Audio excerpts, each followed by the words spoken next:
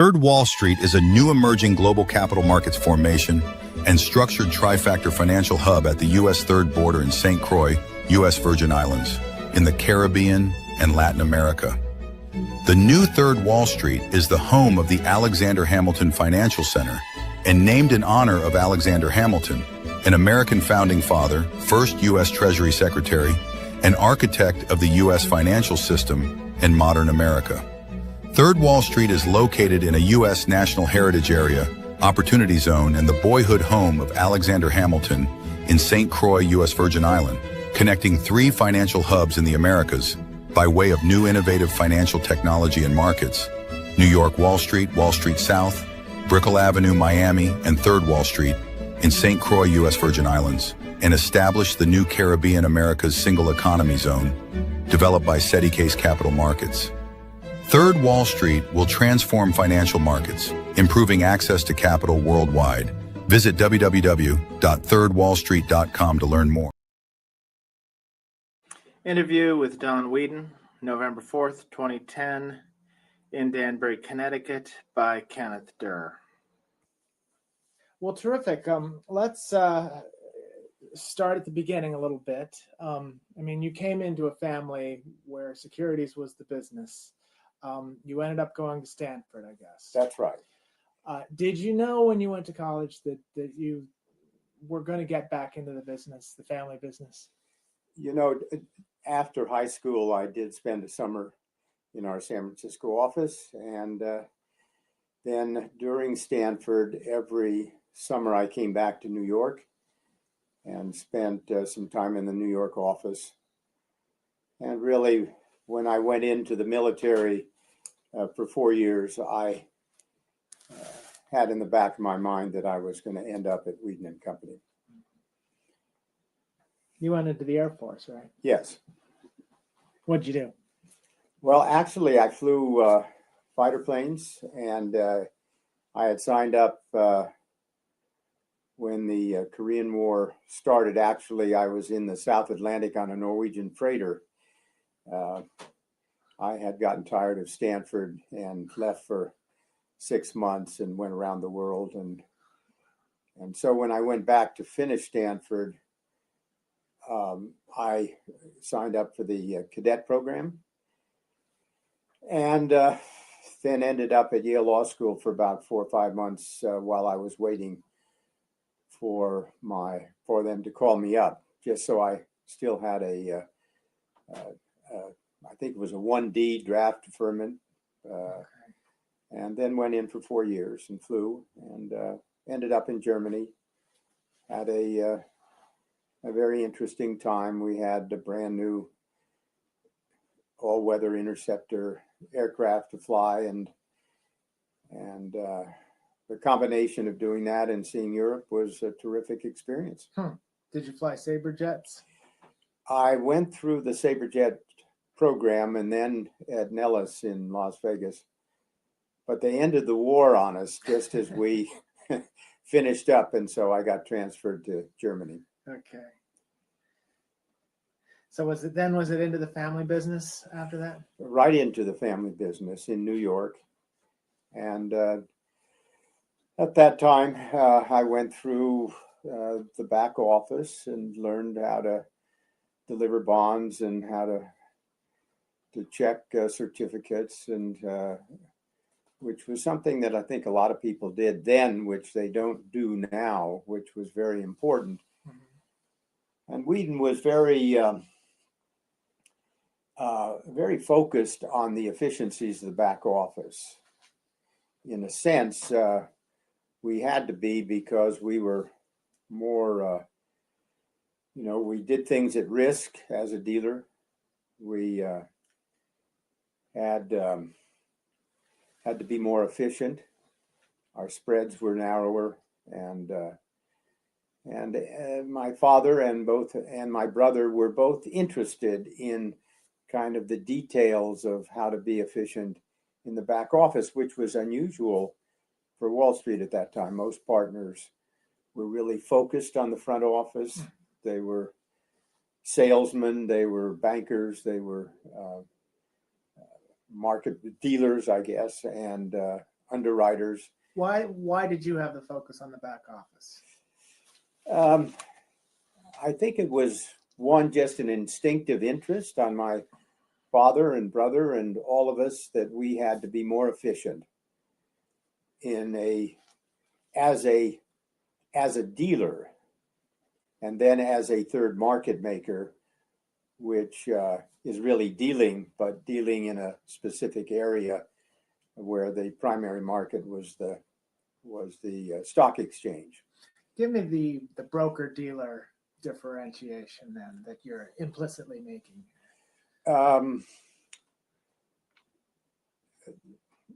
Well, a dealer really has an arm's length relationship with his customers. He makes a market based upon his inventory and his interest in a particular security. He is willing to buy or sell into his own inventory and take the risk that that decision will result in profitability when you kind of go out on the other side of the market. Okay. Whereas a broker really takes no capital risk. He works for a commission based upon a transaction that he handles. His risk is his overhead that he has. It's quite a fundamental difference. And we were primarily a bond dealer, and that was the background of Weeden and Company. We were dealing in California municipal bonds, and then we found that there was a national interest in those. That's why we opened an office in New York in 1927, and also Los Angeles the same year. The company started in 1922, right? Yes, that's right. Okay. And when did you get into industrials, securities? that's a little vague. The first thing that we did was to begin making markets in utility preferred stocks, primarily those that are focused on California, Southern California Edison, Pacific Gas and Electric. I'm going to have to answer that. That's fine, no problem. No, that's taken care of. Okay. Okay. And and at that time, while those securities were listed on the New York, it was, I think they had off exchange rights so that even members of the New York Stock Exchange could make markets in preferred stocks, simply because there wasn't enough activity to create an auction market.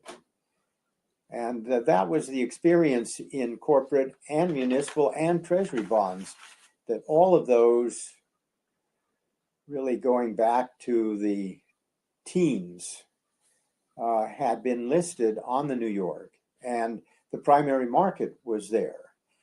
And then as the institutions became more and more active and more dominant in the buying and selling of corporate and municipal and treasury bonds, they tended to go off the exchange. They became a negotiated market between the market maker and the institution who wanted to either buy or sell his position. And so there was a trend that had already established itself even before the third market gained its notoriety, so to speak. Right. But this is a trend in bonds. And it seems like the New York Stock Exchange was really went into stocks and sort of let bonds alone to a great degree. That's right, because the public were more interested in the stocks, and those are the things that had greater volatility. It was the kind of thing that member firms with their brokers found more interesting to their customers. And really set the stage for an appropriate auction market environment. Small transactions, odd lots were quite a large percentage of activity back then. And anyway, it was in the early 30s that we got involved in preferred stocks, again, California oriented. And that slowly developed. And then in the late 30s, when the, I forget what the Public Utility Holding Company Act came along, and these holding companies had to get rid of a lot of their operating companies and consolidate geographically. And so that the underlying operating company securities were available and were being acquired by insurance companies and bank trust departments. It was a regulated industry with a predetermined return with a growth element involved, and it looked like an attractive security for insurance companies and banks, which were the dominant, when I say banks, bank trust departments at that time. So we, because our customers were entirely institutional, we followed their interest. And so when they became more interested in preferreds and then utility common stocks, it was a natural thing for us to make markets in those. And so we became, now a lot of those utility stocks were also listed on the New York. But the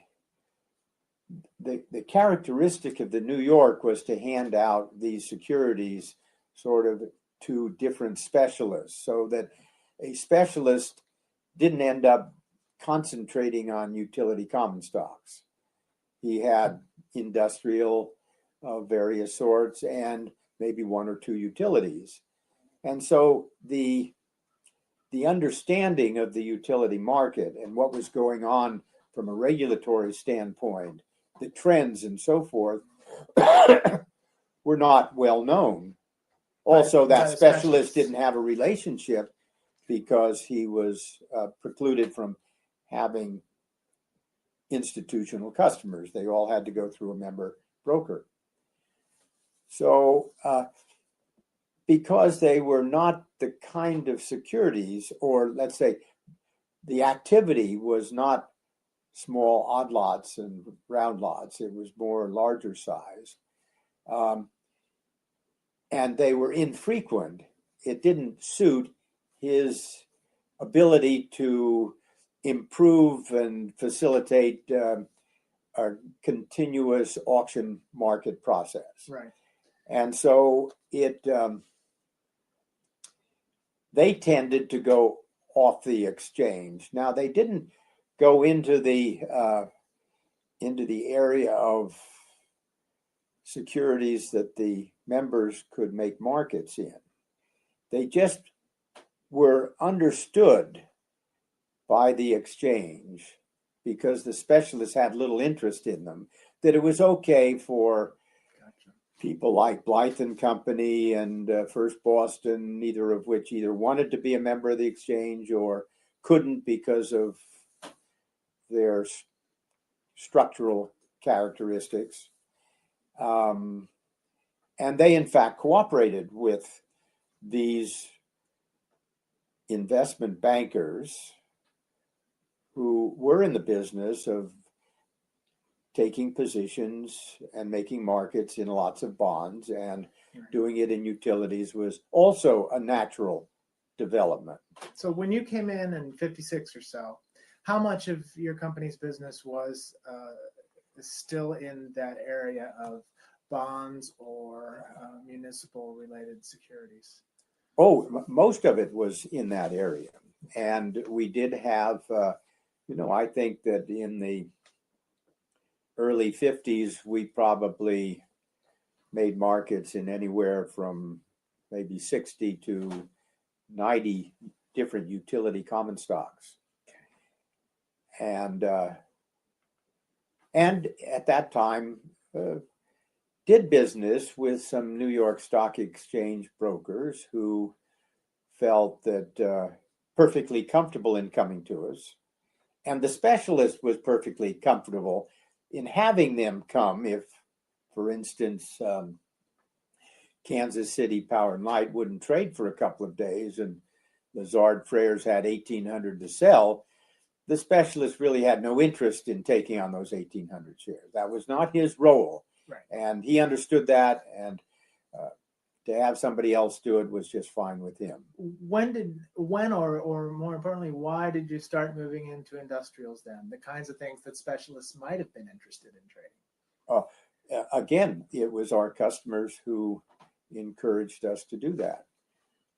I used the example in my book of Old Colony Trust, which was the trust department of First National Bank of Boston.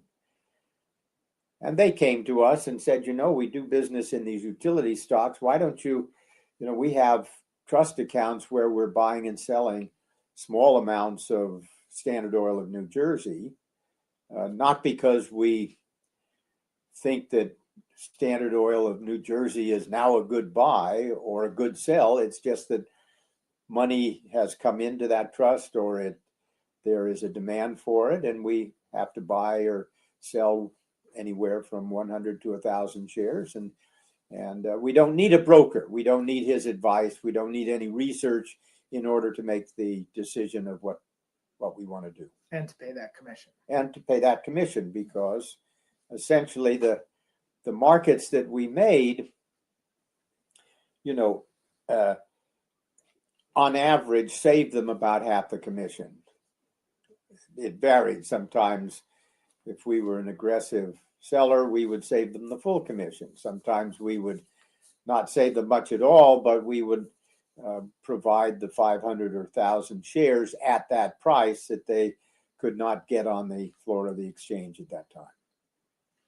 When did you start to see a little concern or pushback from the New York Stock Exchange? It was in the late 40s when Blythe and Company, who also was basically a banker, investment banker, and did a lot of market making in utility stock, decided to do the same thing. Blythe was a little bit different than us because they quite often relied upon the New York Stock Exchange member firm brokerage community to distribute large blocks of stock, utility stocks, that they were exposed to from one of their customers. And the sort of thing that Weeden didn't see. And so they would set up a secondary distribution at the end of the day, and they would put a two commission on that sale, or 2.5 commissions, and made it very attractive for brokers to go out and market that particular security.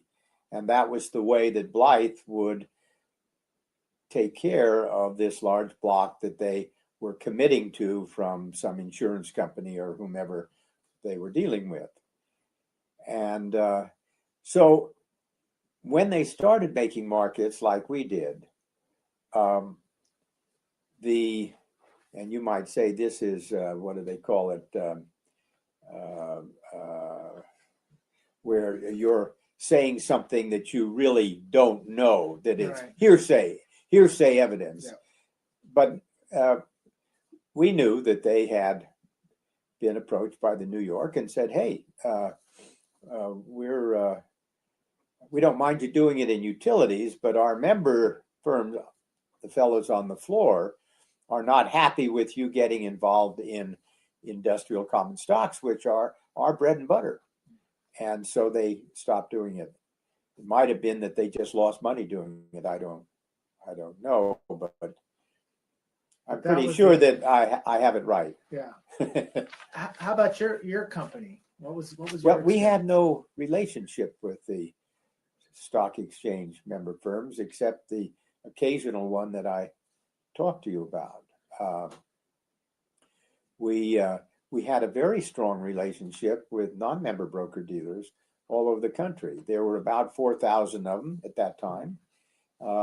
Their customers, let's say after the war, were also interested in equities, in growth. There was a positive feeling that equities were the thing to buy as opposed to bonds. And so they and their customers came to them and said, hey, we would like to buy Standard Oil of New Jersey. Well, the non-member broker dealer said, unfortunately, I don't make anything on that, because for me to get 100 shares off of the exchange, I have to go through a member who has to charge me the full commission.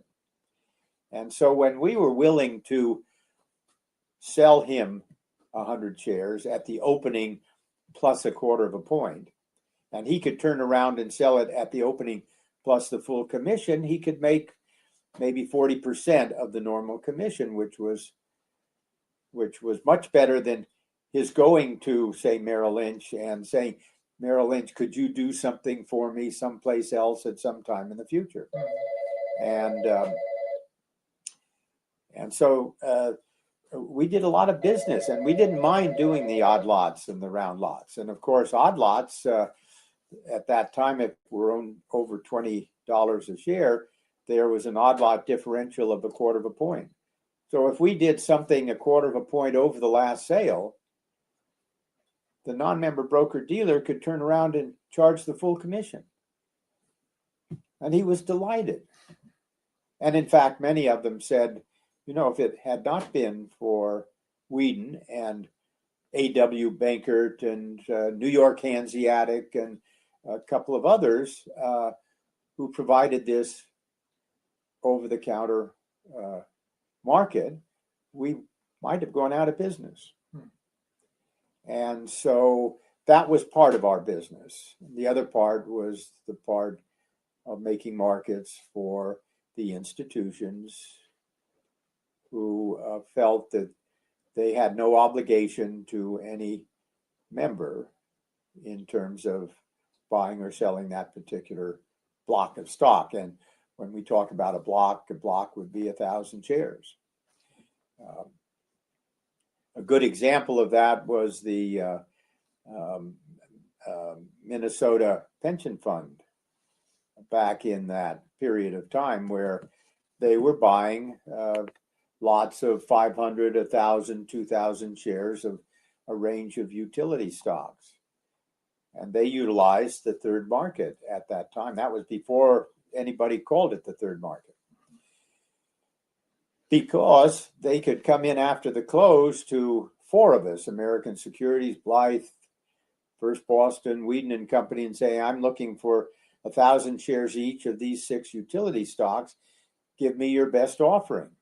And many times they would get it net at the closing price.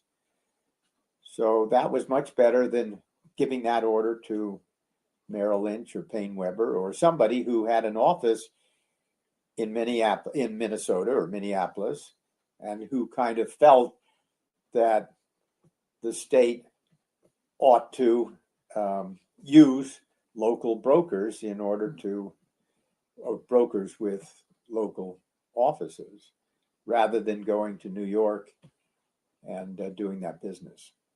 So you've given me a good sense of how your business was evolving here, and you talked about you really worked in the back office a good bit in your early years in Weeden. I knew the back office, yes. How much did you get out and sort of interface with the rest of the industry, with your customers, with regulators, that sort of thing? Well, with customers, I had been a market maker in dollar bond municipal bonds.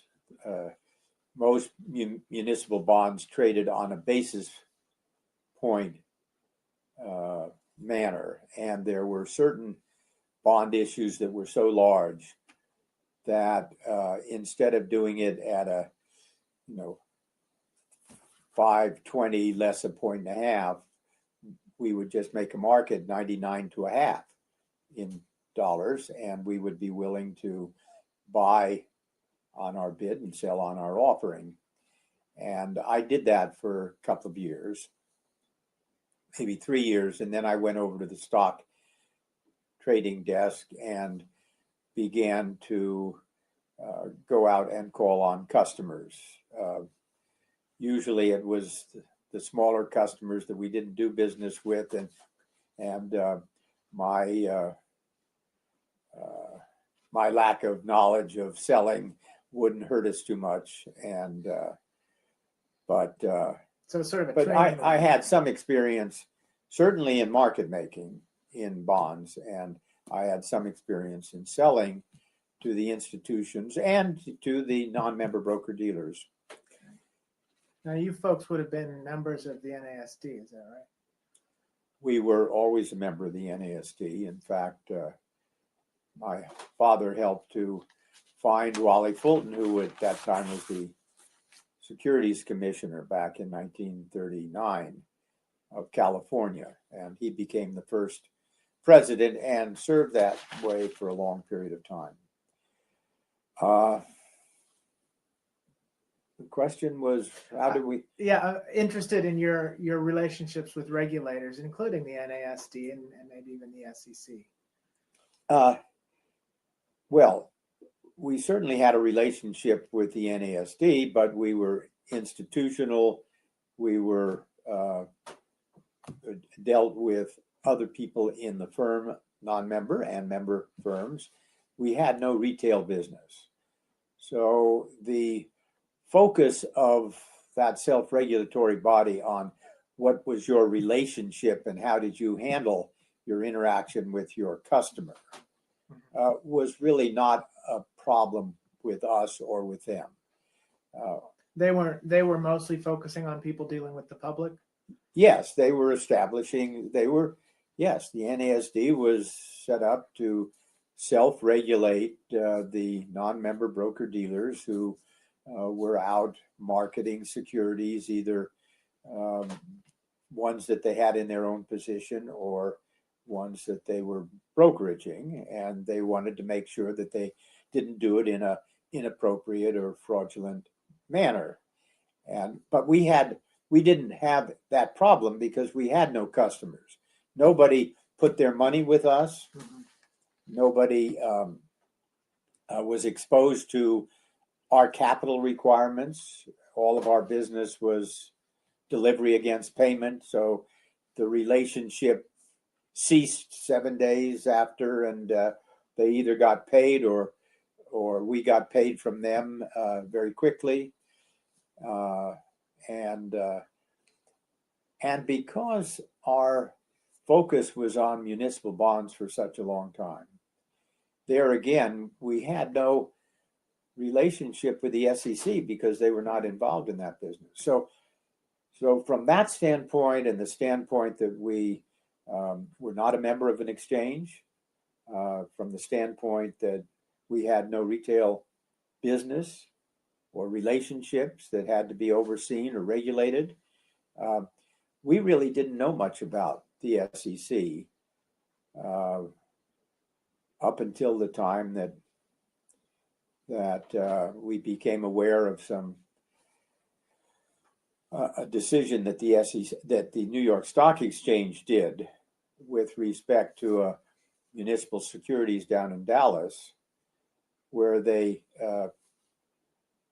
just in one day pulled their ticker tape and required all of their members to withdraw their direct lines. That's the silver case. That was the silver case. And up until that time, we really had no involvement or reason to wonder what the SEC was doing or what their thinking was, how they viewed competition, etc. Well, tell me about the silver case and how that, how that changed the way you folks looked at your business. Well, the silver case was something that silver went to court in the District Court of New York against the New York Stock Exchange for having it was a conspiracy among its members to reduce the competition on the basis that somehow they had done something wrong, which the New York Stock Exchange was not willing to tell them the basis for having done this. So they felt that there was an antitrust violation, and they went to court. And in fact, that was in 59, and finally in the early part of 62, I think his name was Frederick Van Pelt Bryan, who decided on behalf of Silver, basically that there was a violation of the Sherman Antitrust Act. And that was very pleasing to us, which seemed to be a natural outcome of that. Then very quickly after that, the appeals court reversed that 2-1. And the reversal was basically based upon a, what do you call it, an amicus curiae submitted by the Securities and Exchange Commission that said essentially, there is a requirement under the Securities Acts to encourage self-regulation, and we feel that the New York should have the right extending to the kind of action that they took in order to maintain their ability to regulate their members. And so it was on that concept that the appeals court reversed themselves. Now, you must have been concerned that if they could do that to Silver, they could do that to you. Well, yes. And so that was of great concern to us. We had been surprised that the SEC took that position. Up until that time, we had kind of watched the whole process. And then, fortunately, it did not rest there. But the lawyers for Silver was dead now, but his wife was a lawyer. They decided to go forward and take it to the Supreme Court. At which time we said we should go down and talk to the SEC, and we should talk to the Justice Department. And our efforts with the SEC were really inadequate. We didn't find interest particularly in what we were doing. What'd you tell them? And we said, who do we talk to about this particular case? And it was more or less the kind of thing that the SEC said, we don't talk about things that we're involved in. And so I think that that was when we ran into Dave Silver, who we had found out had been a clerk for Van Pelt Bryan and was now working for the SEC. And actually, we met with him, if I remember correctly, at White's Restaurant and explained to him the competitive elements of underlying this decision, what kind of ramifications it might mean. And I think that Dave later on had indicated that he was responsive, although he was a kind of a low man on the totem pole, and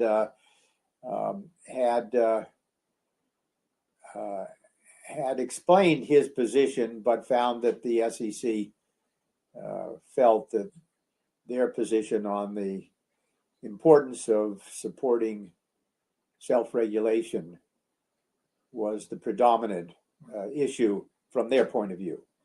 Meanwhile, we went to the Justice Department, and there were, who was there?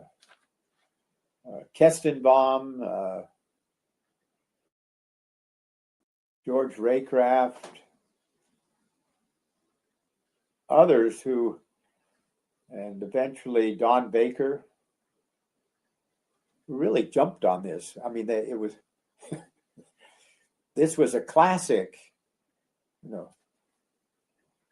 problem. It was similar to, I guess, the Associated Press, where the Associated Press told its membership that they couldn't do things, they couldn't relate to anybody else outside of the membership. And the Supreme Court said that they can't do that. They have to allow their members to do whatever they want.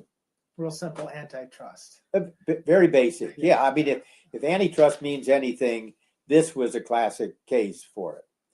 And basically, the Supreme Court came down on the side of Silver, saying that yes, while the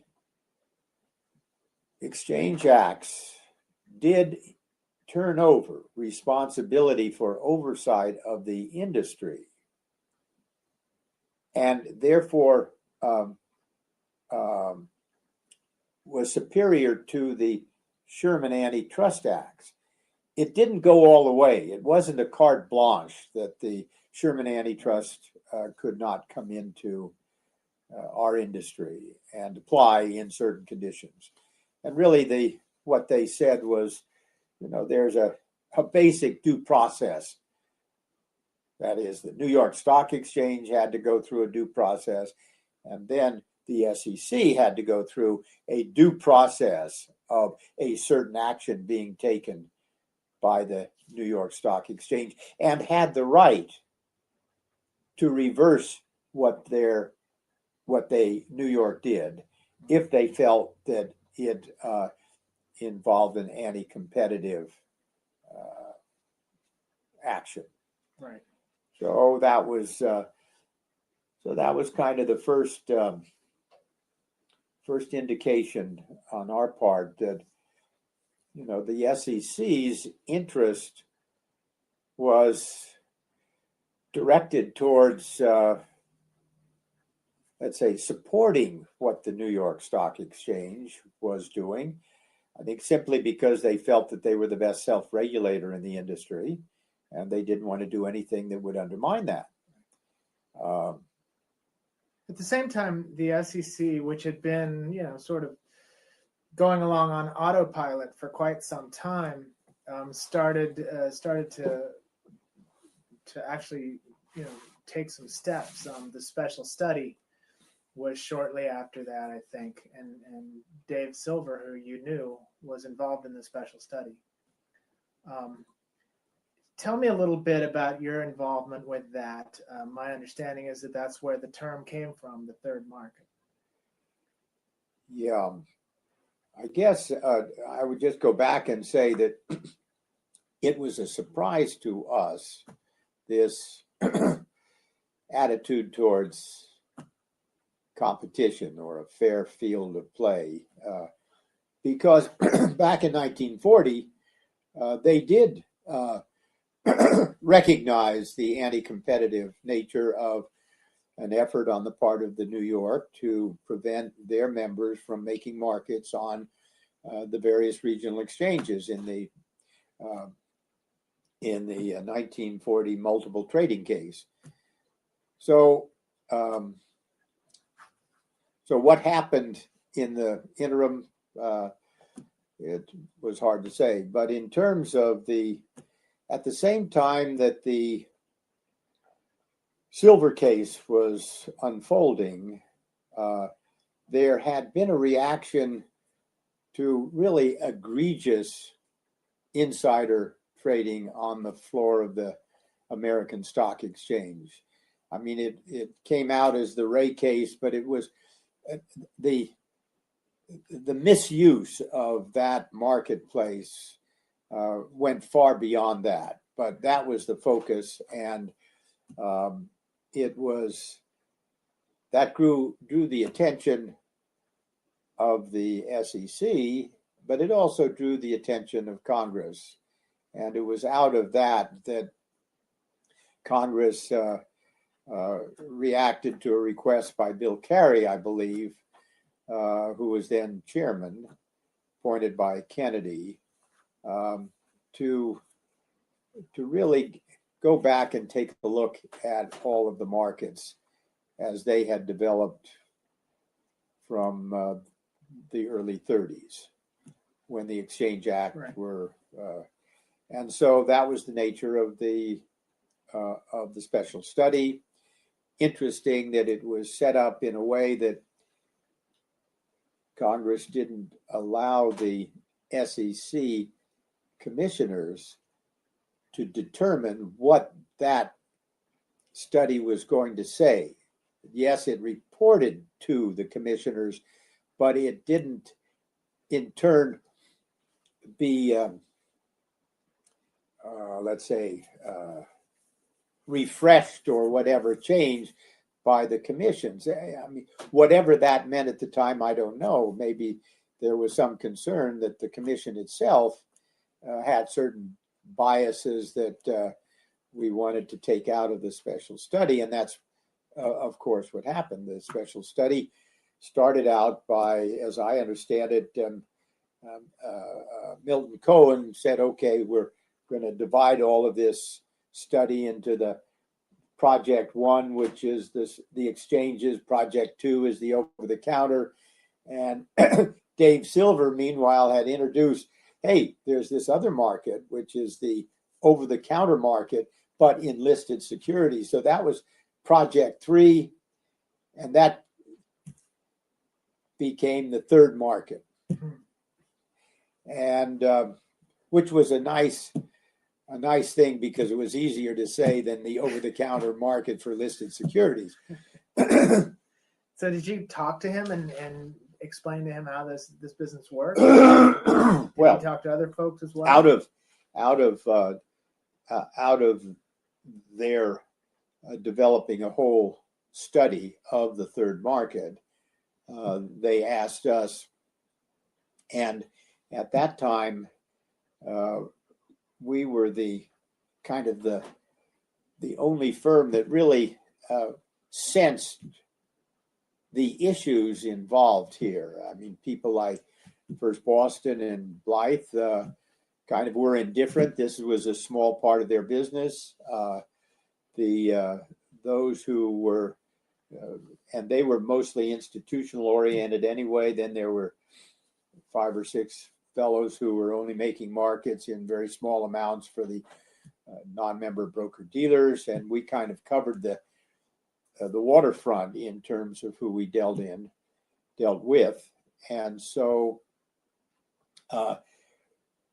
and we were anxious to tell the SEC what was happening, because we didn't feel that there was any wrongdoing, despite what the New York was suggesting, that we were a competitive market, and the people that we dealt with only dealt with us because it was to their advantage or their fiduciary, their beneficiaries' advantage to deal with us. Basically, because it was a fungible product, we were giving them a better price or a larger amount at the same price, whatever benefit that they saw, that was what we provided. But because we had no relationship with these people, it was an arm's length negotiated deal on each transaction, that was the basis for our relationship. And so we wanted the SEC to know that. And we were very happy to expose to them all of our information as to what the last sale was at the time that we traded, what kind of markets we made, what profits we had, who we dealt with, why they came to us in the first place. Did you get any skepticism from the folks doing the special study who had been listening to the exchange? No, I thought that our relationship was very, very straightforward, and it went from those who were involved in sort of designing the questionnaires to our customers and to our competitors, the other third market makers. What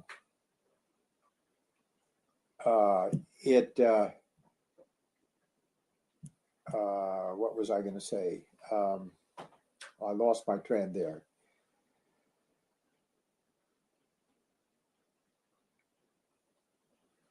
What was your question again? You were just talking a little bit about how the commission, how the special study group worked with you and got information. So we were willing to help design the questionnaires that we thought would give them as full an understanding of what was going on.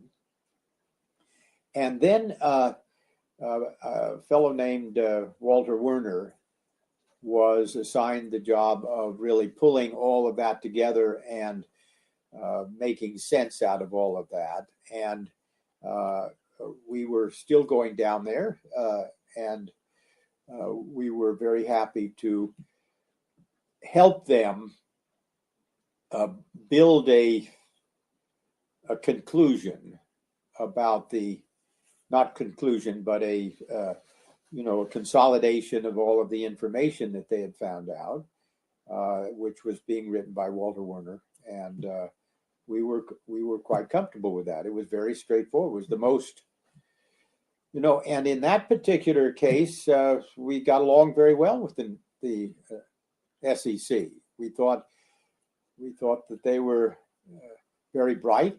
They were cooperative. There seemed to be no prejudices, biases, and so that was a very good result from our standpoint.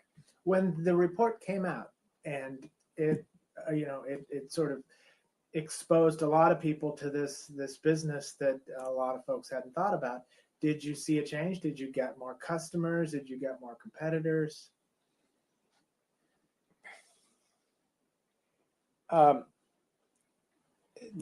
No, I don't really remember there. It was certainly allowed us to stand up a little taller and speak about what we were doing.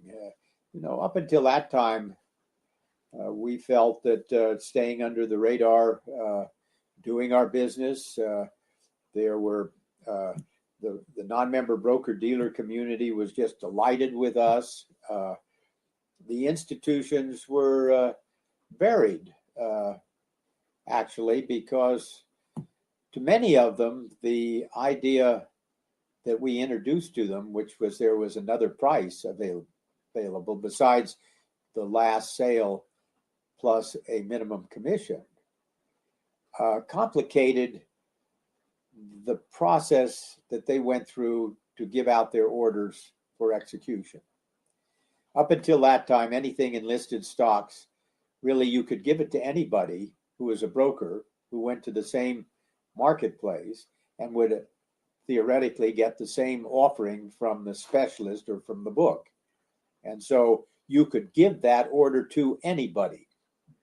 And so there was a tendency of institutions to say, okay, well, then I will try and see if there's one or the other of those brokers who could benefit me in some way. And the banks said, hey, we'll encourage commercial deposits with this business, feeling that we are not jeopardizing our fiduciary responsibility if they thought about it. Mutual funds had their own brokers sold their mutual funds, and this was a way of giving them a little frosting to on the cake of the upfront charges that they made. With no price competition, there's always something else going on. Right, and investment advisors had their own deal. They would say, fine, you turn over that account to us and we will give you all of the commissions that we develop by buying and selling. So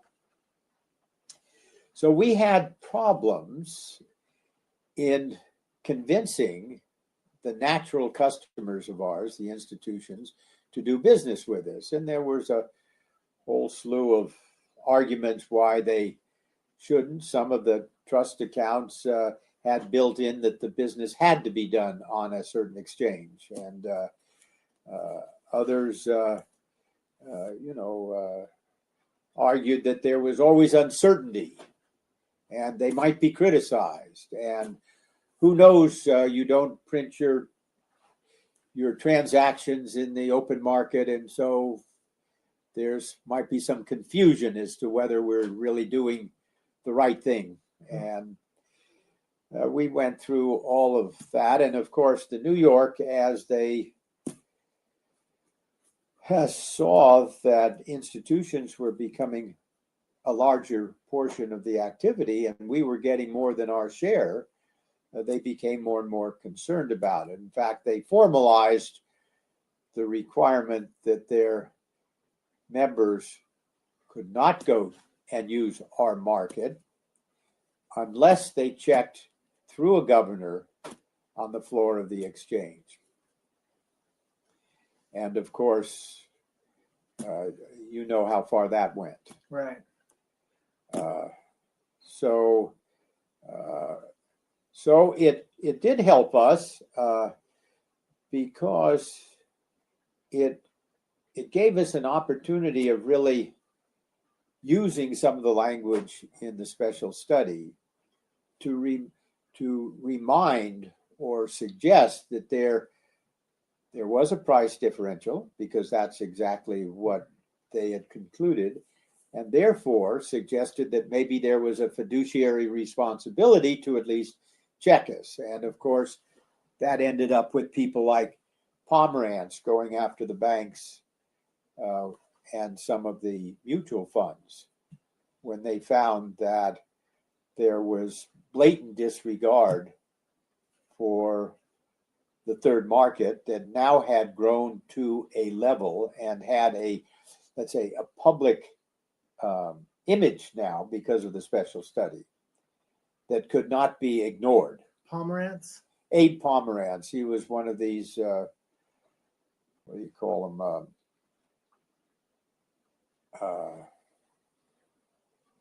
I forget. State regulator? No, he was a lawyer who Okay.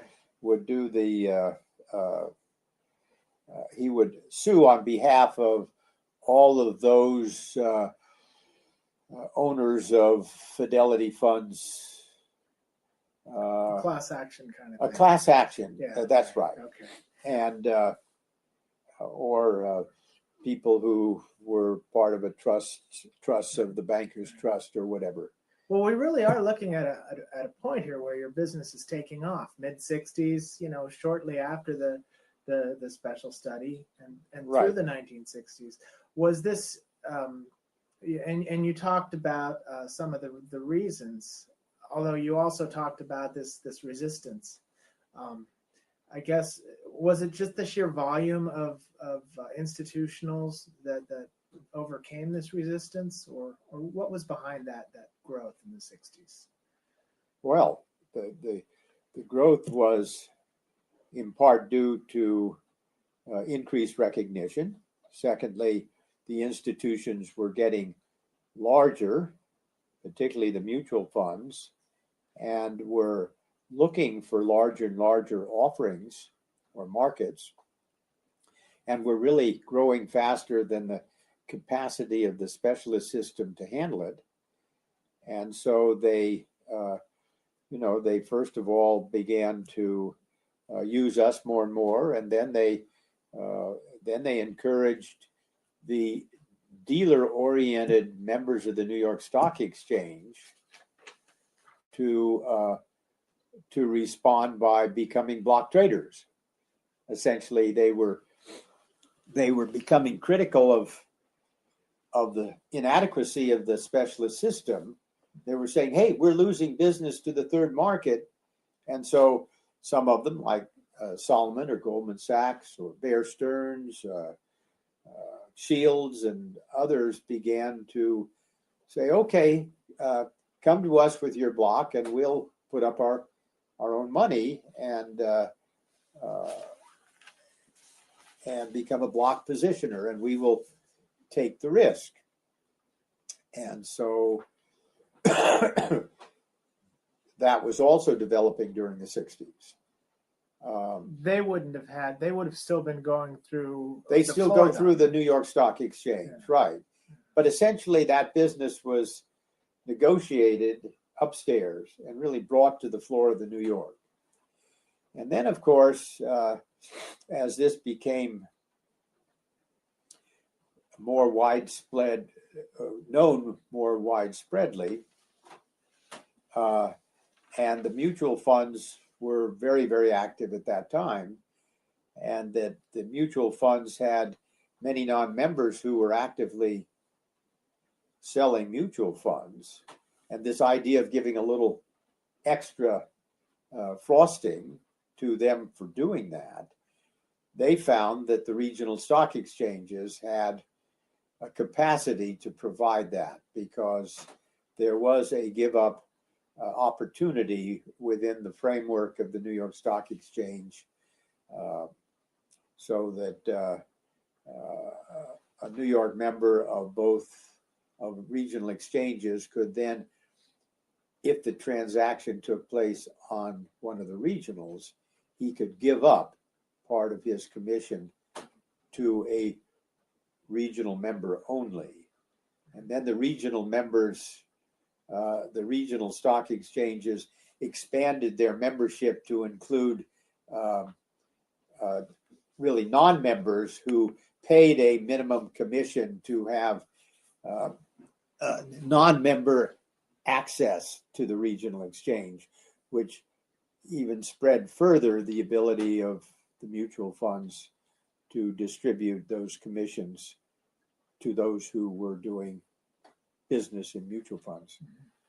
And that was of course that was watched, and eventually it was Bob Hack at one point who makes his economic club statement that, look, it's gotten so, we've got to do something. And it really is this fixed commission, which is with respect to institutional sized orders, that has so much fat in it for distribution to a wide variety of people, that is what's fragmenting the marketplace. And we've just got to get rid of fixed commissions. Right.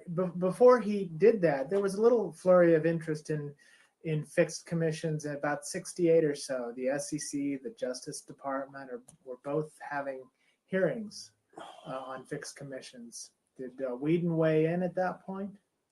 Well, yes, there was a hearing in 68 on fixed commissions. Right. And at that time, I think that the Justice Department didn't have their own hearings. They made a contribution to those hearings. And what was Weeden's position? Well, ours was, first of all, to describe and to defend the competitiveness and the appropriateness and the fact that there was nothing untoward about what we were doing in terms of harming the public interest or misusing our role as a non-reporting marketplace and so forth. And we believe at that time we said, hey, upon questioning, we said that there was no reason to continue fixed commissions, that we didn't need them, and we didn't think that they were appropriate because of the economics involved. I mean, the fact that a 10,000 share order, which was not an unusual one back in 68, 69, would give you 100 times the commission relative to a 100-share transaction, where probably the cost of handling it was twice. So it was kind of absurd it was so absurd that it's surprising that the commission didn't understand that. I mean, that I mean, so one looking at it saying, what are they thinking? And yes, we listened to Keith Funston saying that this is one of the pillars of the stock exchange and the American system of capitalism, and they were listening to that. I mean,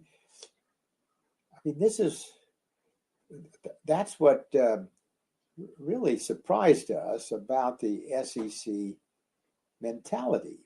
And of course, by 1968, you had the business of Chase listing because the 64 amendments to the exchange required the same kind of listing and reporting of over-the-counter stocks. And so a lot of, particularly the banks, said, hey, the reason that we're in the over-the-counter market is that we really don't have to do all of the reporting and paperwork and regulation or whatever it might come out of having to list on an exchange. And so now we have to do it anyway, so we might as well take advantage of whatever we feel are the advantages of listing. And that's when Chase in 1965 listed, and M.A. Shapiro quite properly, rightfully, said, hey, this is really a Sherman antitrust violation.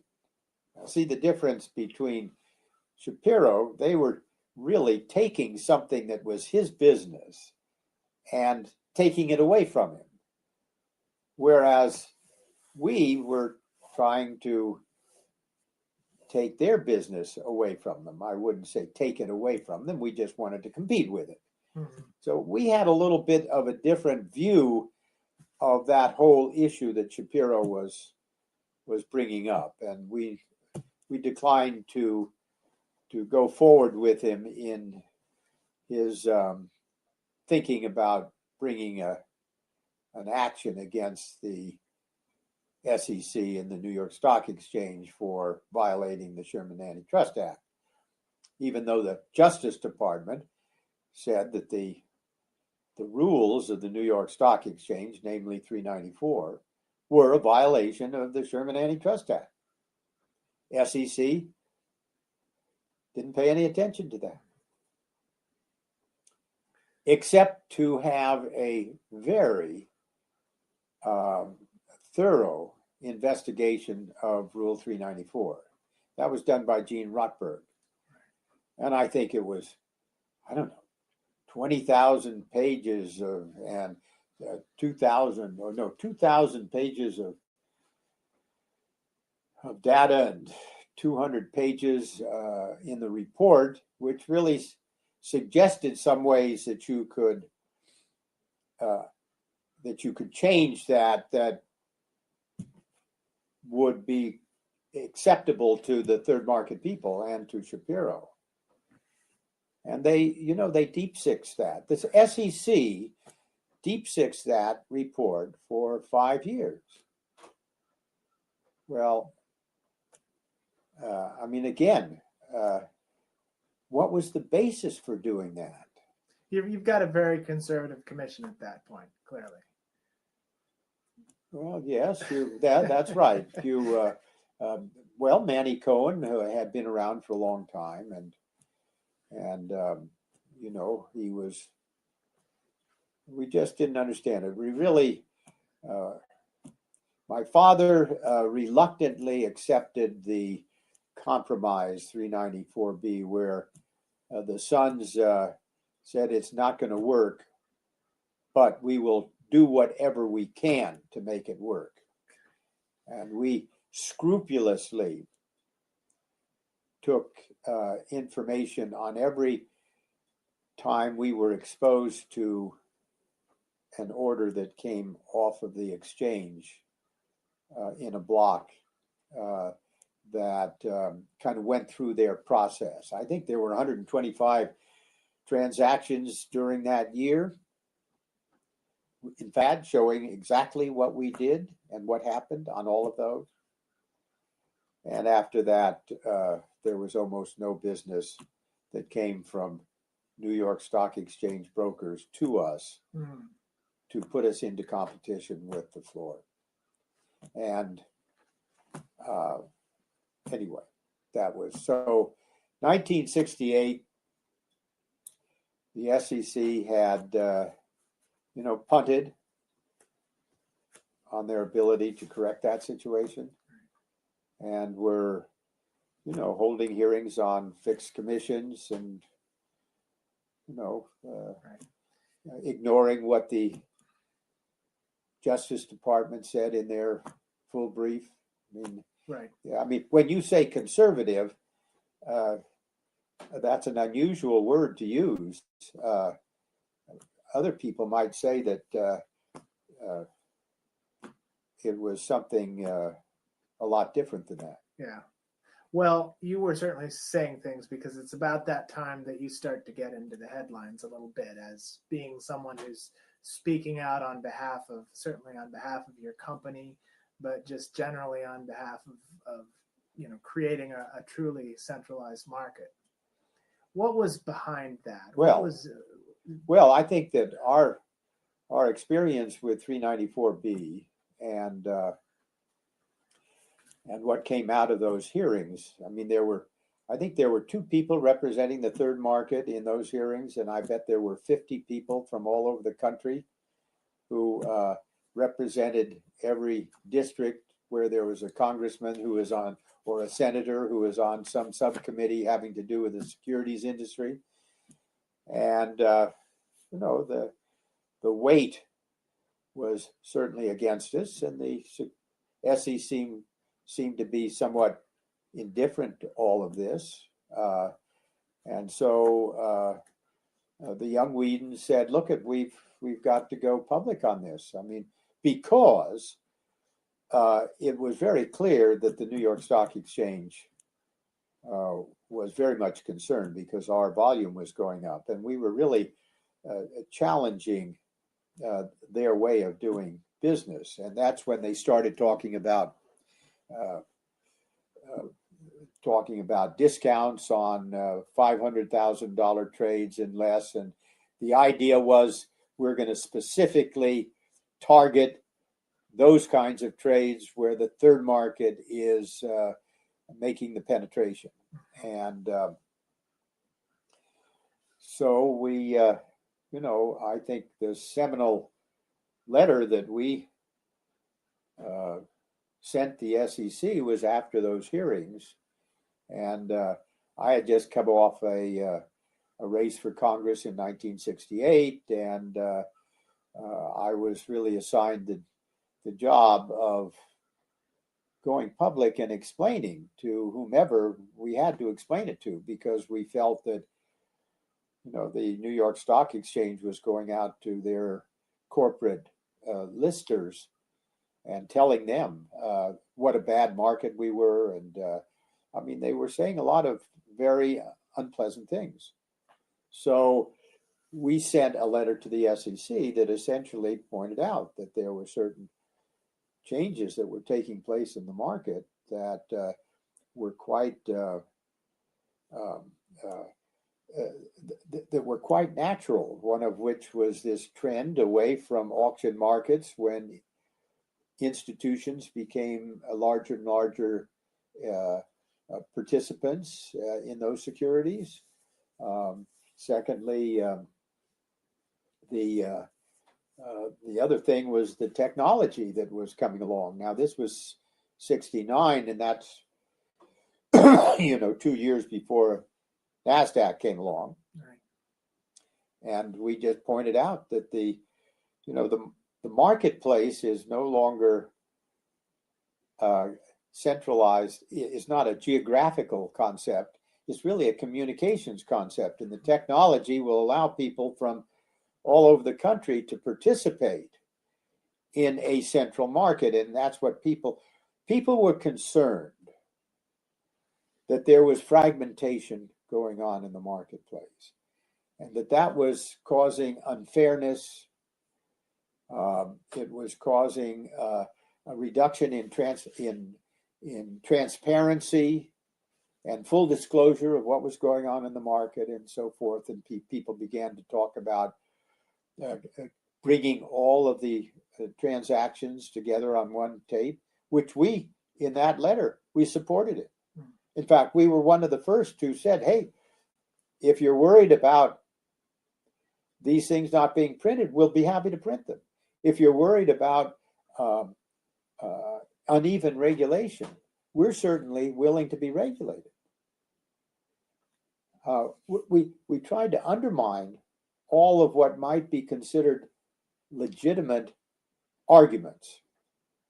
So the concern about fragmentation was that what you're talking about, that's geographic, it's different exchanges. And when you start talking about different exchanges, that concerns some folks. Yeah, why did trades go out to the Pacific Exchange? Why did they go into the third market? What's the, because we don't know what's going on, we have no way of evaluating whether they are best execution or not. Mm-hmm. Maybe there are some reasons that are untoward or negative or against the public interest. And so we tried to undermine all of those and said, hey, this is a natural process. If you are concerned about centrality, there is a solution to it, and that is in the technology. Were there other people who were thinking those same thoughts at that point, who were thinking about unifying all these markets with computers? I don't remember. One of the things was that we were such a good advocate for the third market that all of the third market people were quite happy to have us spend all of our time and effort doing that. I mean, Boyd Jeffries, for instance, told me, hey, I don't have time for that. Good luck, Don. And others, felt that they had very good relationships with the New York Stock Exchange and the brokerage community. And why should we get into a public argument? And we had essentially nothing to lose, and felt that now, because that business was becoming more significant to us, that we had almost a responsibility to talk out about it. And your brothers are doing a lot of the management of the company at any Yes, in right. case. I had a brother who was in operations, and the other one was at that time had been in municipals and had taken over sort of the overall direction of the company.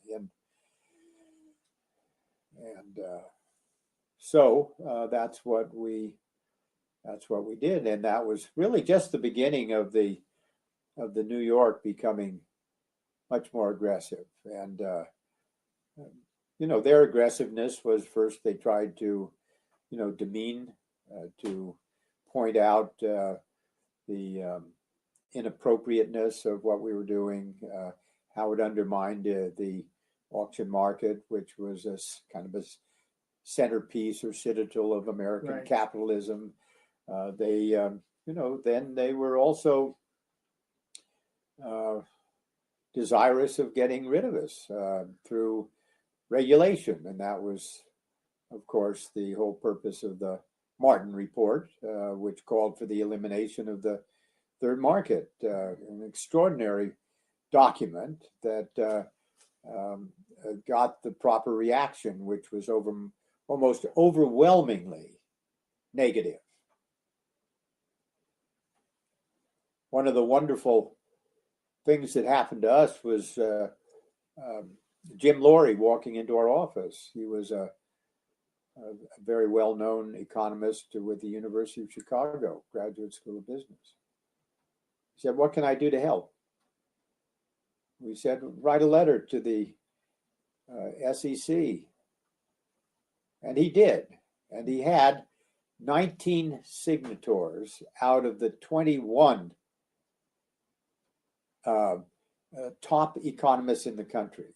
I mean, every name from Milton Friedman on the right to what's his name on the left, who did the big I'll think of it in a moment. Paul Samuelson. Paul Samuelson, Yeah. right.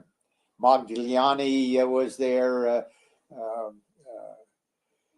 Steiger, just 19 names of, and it was a 1.5-page letter that just demolished the underpinnings of the Martin Report. Now, my sense of this is that the thing that set the stage for this next phase that you're talking about is sort of the back office crisis and the reevaluation that came after that. Congress is having hearings and they're talking about. Well, Congress reacted to the fact that the New York Stock Exchange had to close in order to allow its membership to get their back offices in order. And that because of the failure of many of those companies and the fact that the relationship between the brokerage community and their customers was such that the customers were exposed to losing all their money, which was on deposit with these. And so they, and so the industry went to Congress and said, hey, what we need is something similar to what the banks have, which is an industry-wide insurance. So that was, so I think it was Congressman Moss who said, okay, if you want us to set up legislation that will provide for SIPC, the Securities Industry SIPC Protection Corporation, we're going to take a look at you people. I mean, how did you get into this problem in the first place? So both the House and the Senate, I think beginning in 1971, instituted special studies on their own, where they hired outside people like Dave Ratner and Charlie Curtis,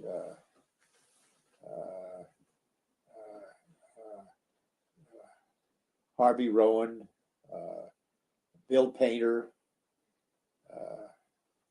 all very good people who came in and took a look at it, look at the issues. And we were very active in going down there and telling them what went wrong, because it not only included what happened in the back office, but just what's happening in the marketplace overall. And you know, what we said in our 1969 letter, we emphasized that. You know. Now, were you meeting in sort of separate sessions as well as testifying? Oh, well, we would go down there and talk to not only members of the committee, the study committee, which was not members of the House or the Senate. And once they did their basic report that went to these committees, then we went through the process of being part of hearings. So we went through both of those steps. And again, we, I guess, told it as we saw it. We made recommendations why they could solve the problems that they were concerned with, both back office and marketplace. And we were quite pleased with the way both of those studies came out. We thought that they understood it. They understood it as opposed to the SEC still fussing around with it. It was, you know, and which I have to say, we just never could quite understand that, why they were so reluctant to do what they ultimately came around to doing. Well, they're starting to, the SEC at this point, I think early 70s, is starting to do that gradual, they're taking away fixed commission rates on very large orders, and they're moving down step by step. I guess Brad Cook was doing that when he was Well, that started before Brad. I started with Casey. Right, they had,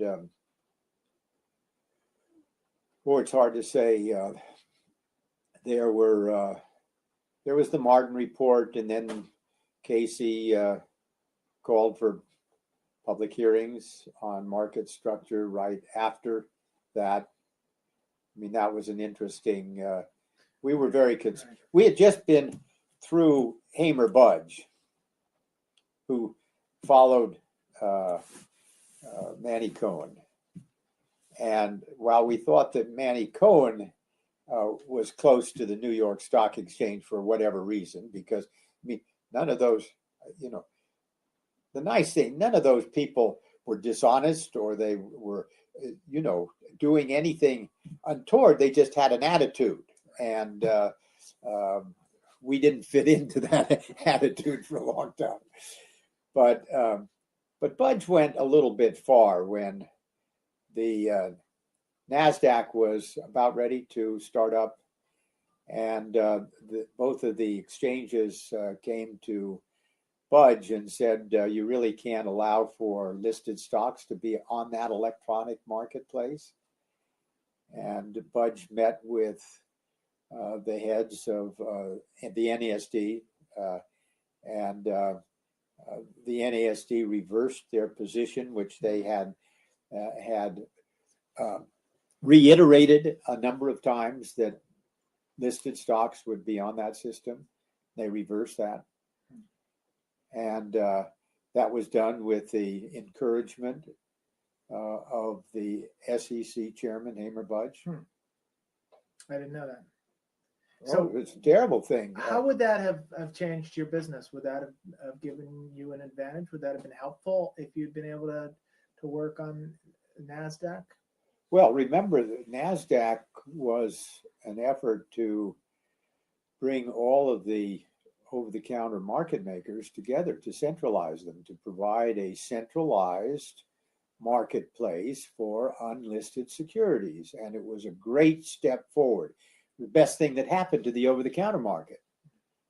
Strangely enough, these kinds of technological improvements were just the birth of an extraordinary growth in that marketplace. The CBOE was the same thing with respect to options.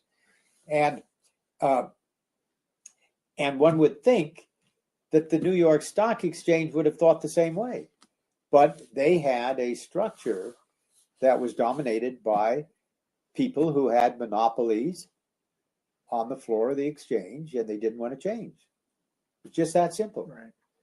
And so Hamer Budge says, hey, these people don't want their markets to be exposed on that marketplace because we're afraid that it might take it over. Well, of course, they should have been afraid.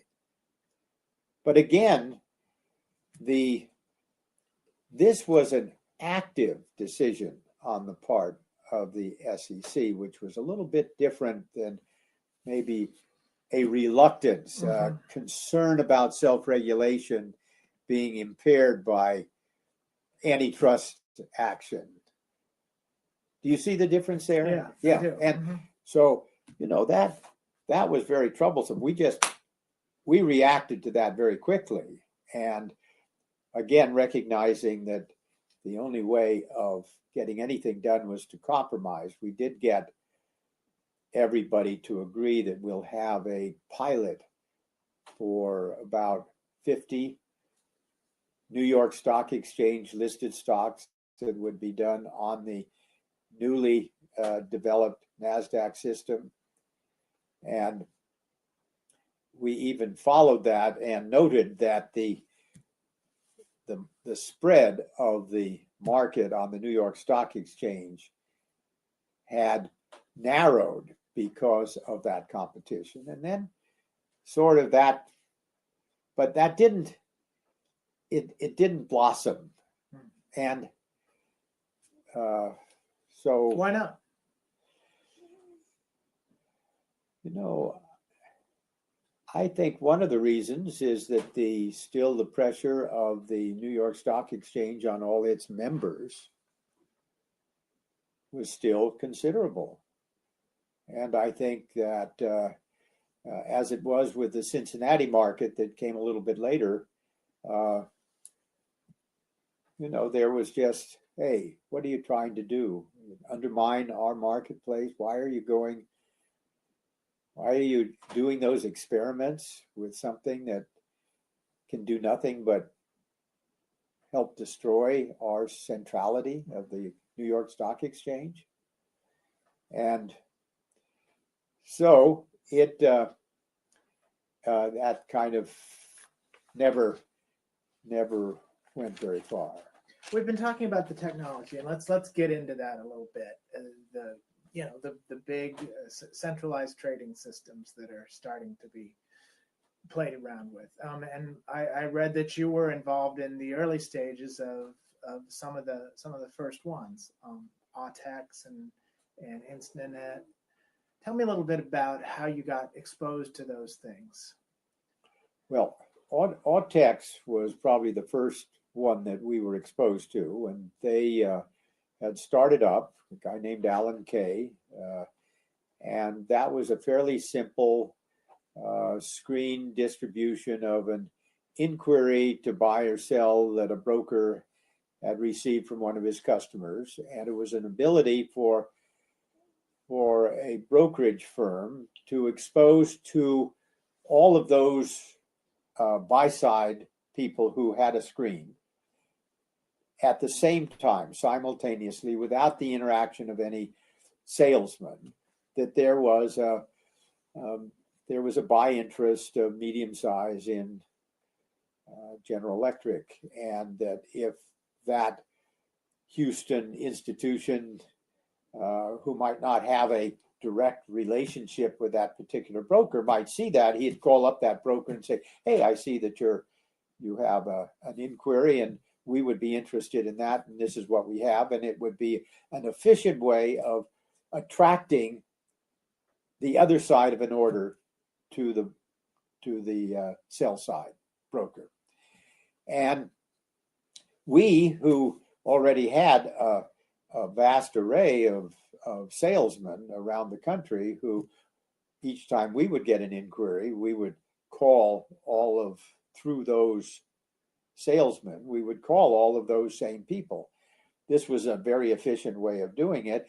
And while it might not be so beneficial to Weeden, it would certainly be beneficial to the Boston brokerage firm, who really didn't have an office in Houston. And so he would support it. And so when we heard about it, we went to Alan Kay and said, if you need some money, we'll go in the second round. And we wanted to be part of that. Now, at that time, because that looked like a very attractive thing, the New York created their own competitive system called BAS. I forget what BAS stood for, BAS. And that encouraged all of the member firms to use BAS as an electronic system for distribution of information, and was supported by those people, although they also used AUTEX. Well, the problem with BAS was BAS actually had distributed information, but that information coming back had to go through the specialist. And the specialist was no better able to handle that thing than he had been in the first place. So it died. It slowly died, and AUTEX developed. The difference between the two is BAS would not allow us to be part of it, and AUTEX would. And so, in the back of our mind, we'll put some money in there, and it'll be very difficult for AUTEX to ever agree on the banks of the Potomac not to allow any third market people to use it. Right. Okay? So that was in 1968. 1969, Instinet came along, and that was a little bit different in that they had a system that would allow institutions to interact with one another. And that was what their concept was. So Instinet supposedly was eliminating not only the third market, but all of the member brokers. Okay. And at that time, the institutions were not ready for that. Their ties with the financial community were such that they didn't want to bypass them for whatever reason. And so many of them took Instinet because Abe Pomerantz was going around saying, hey, are you guys using the third market? Are you using these new electronic systems that allow you to bypass and get a better price and so forth?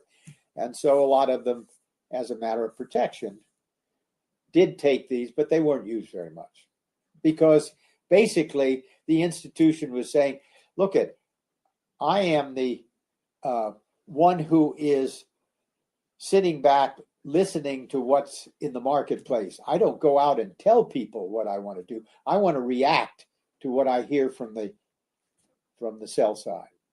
So none of the institutions put anything in there. So it, for a long time, until the mid 80s, really, when Bill Lupien used it to facilitate business in the over-the-counter market and really to incorporate market makers in the over-the-counter market to use Instinet as a place where they could get a better bid or offering than they could by going to one of their competitors. Right.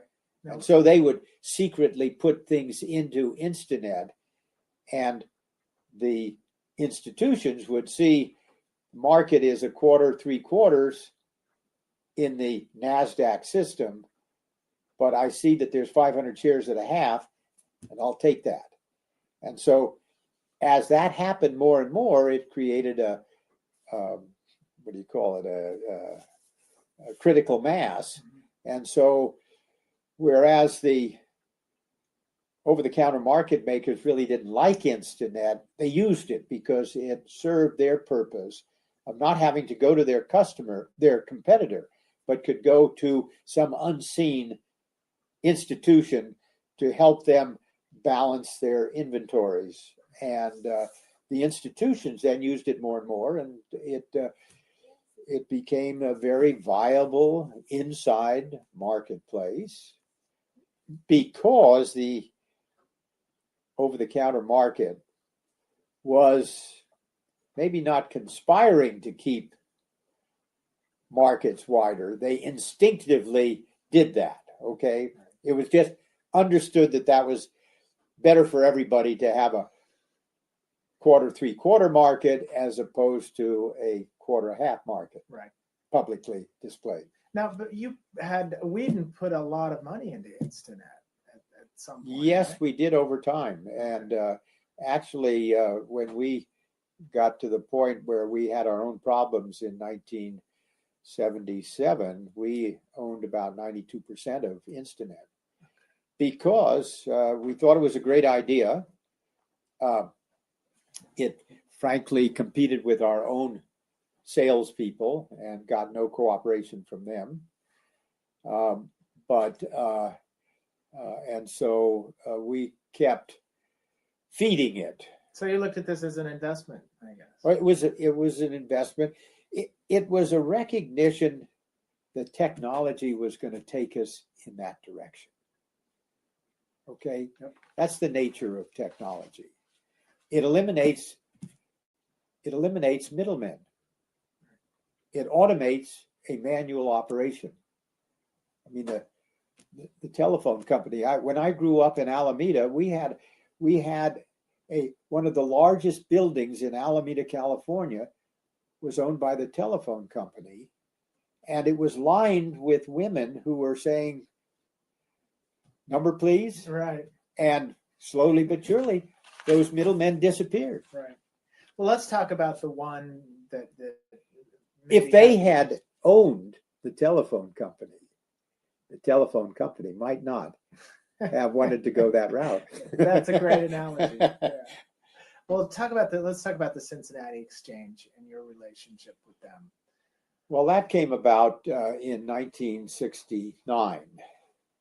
And in 69, we were, in the process of joining various regional exchanges because we found that they were a good place for us to either make a market or to provide a bid or an offering to an order that was coming in from one of these mutual funds who had given it to a member firm who went out to one of the exchanges in order to get a give up to other people that they were interested in compensating. And so we were joining the Detroit, the Pacific, the Philadelphia was aggressive on that. In fact, they went to the point around that time of encouraging institutional membership. One of which was the state of Connecticut, who was aggressive about, because they felt that if they couldn't join the exchange, the New York Stock Exchange, they could join the Pacific, the Philadelphia, and they could benefit from the give up down there. And so here was the Cincinnati that was only doing 1,500 or 1,700 shares a day, mostly odd lots in Cincinnati telegraph and telephone, or telephone and telegraph. And must have been just hanging on by a thread at that point. Yeah, and I think they had maybe 40 or 50 stocks that were listed. Yes, they were dying on the vine. They had a great big building and nothing was going on. We said, how about if we're the odd lot specialist? So they went through the process of changing their rules to allow us to be the odd lot specialist. And we ran into a little problem because the American Stock Exchange objected to that, feeling that such a change in the rules required a public hearing. Again, delaying tactics. The SEC, to their credit, said no. We'll let this go through. And I think it was in 1970 or whenever, 71, that we started doing that. And, we ballooned the Cincinnati from 1,700 shares to 8 million, I think, when we were finally had our own problems and merged with Mosley Hall Garden. So, but tell me about the automated system that you put in there and where that started. Well, if you remember, you had these two studies by the Senate House, then you had the hearings on it, and then in 1973 they had proposed some legislation, and then it was about that time that the New York Stock Exchange was really becoming concerned, and they'd kind of shifted their focus from regulating us out of business to really where they wanted to legislate us out of business. And so they, I guess about that time, they had a fail-safe amendment. I forget what it was, 3018 or something like that, that was required hearings. And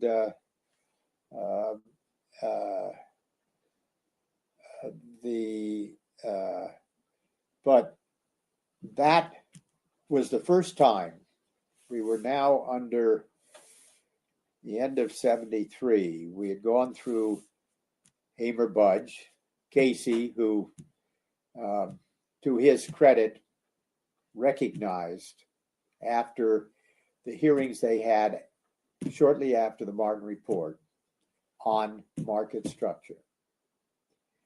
They made the decision that there was no way that they could get rid of the third market. And in fact, there was an interesting dinner. There was, I think, a yearly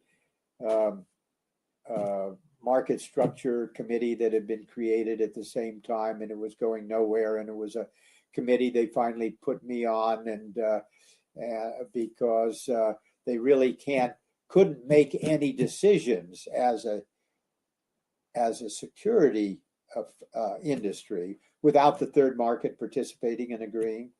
And we had a dinner at the end of that.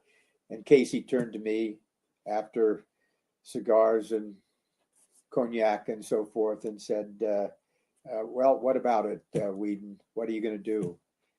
And I said, I'm sorry, but getting rid of the third market is not right, and it's not in the public interest. And it was shortly after that that the white paper was written, and really said, okay, we want to know something more about them, and we want to have some, the SEC should control something, things that we feel should be controlled in order to properly regulate what's going on, but we accept the fact that the third market is here to stay.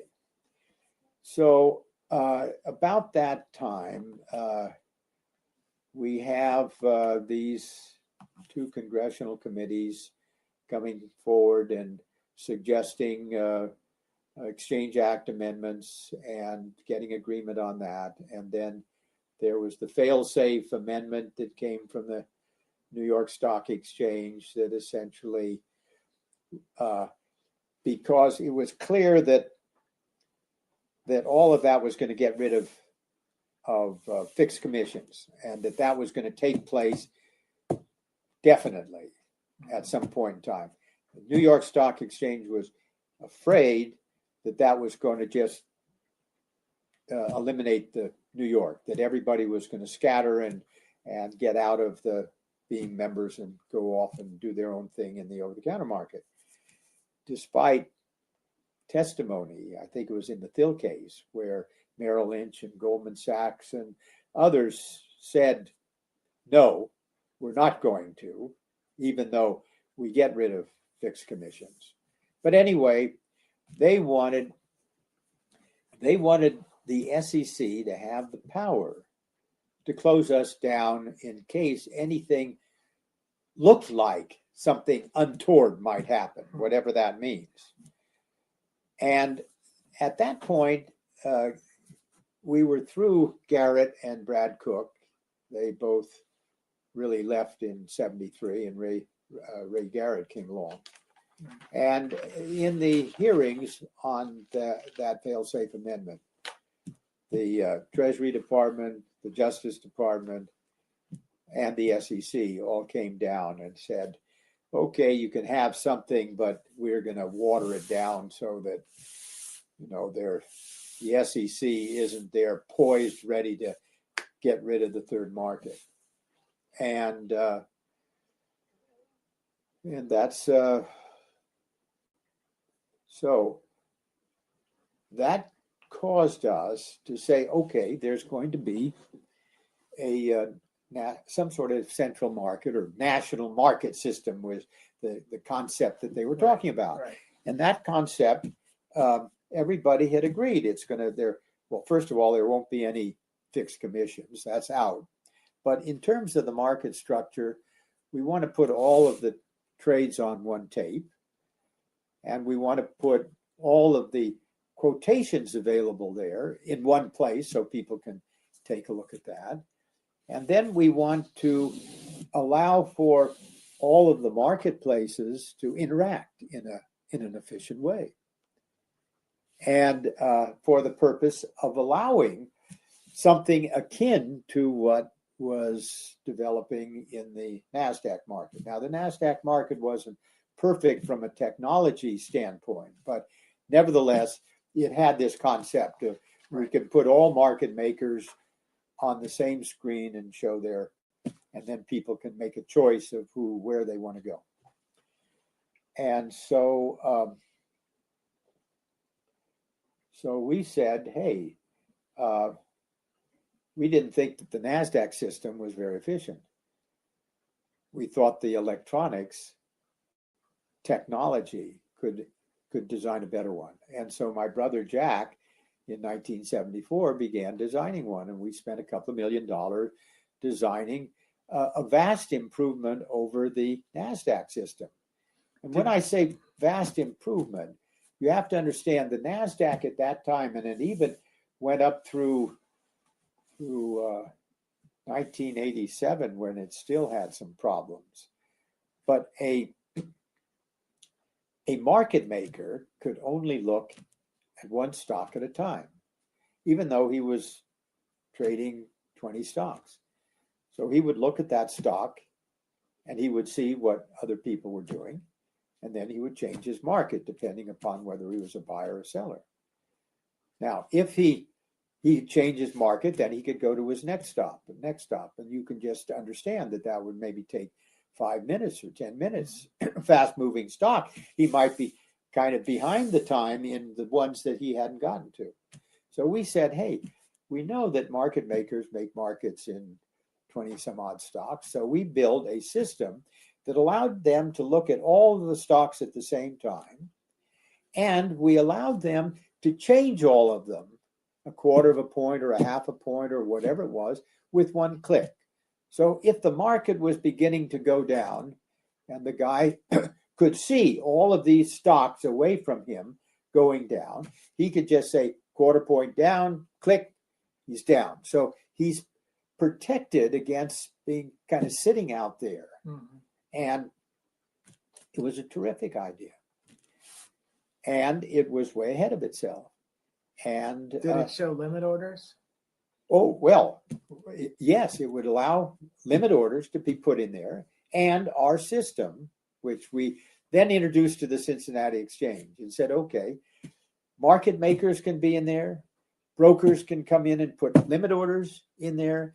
And the limit orders by the rules of the Cincinnati would take precedence, even though they came in after the market maker had put his bid in at 22.5.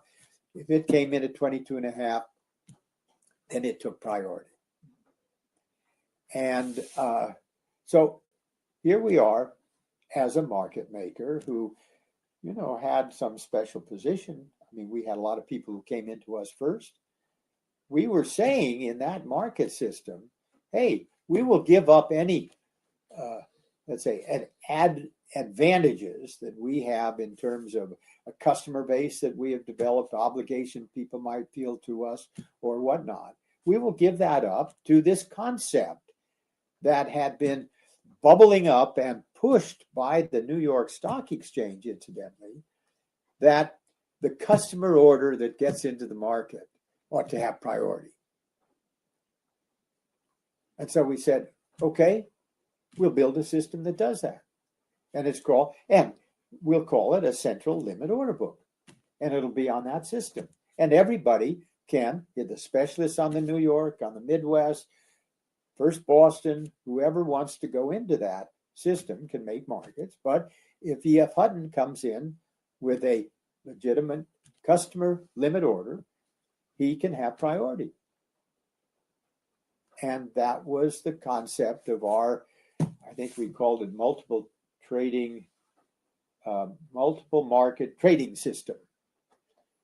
And we even got the 3 of the regional exchanges to experiment with it for a while,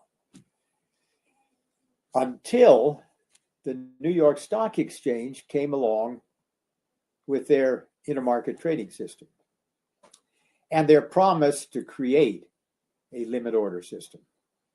I think it was called LOIS, Limit Order Information System, and there was another system that would allow people to have access, which never came about because the New York did in fact have the only limit order system in the marketplace.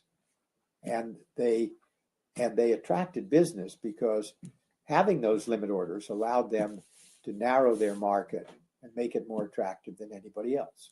Right. Because it really allowed for the specialist to look like he was putting his money up in competition with other market makers, but he was really using limit orders in order to give that feeling, and that attracted quite naturally people to them. So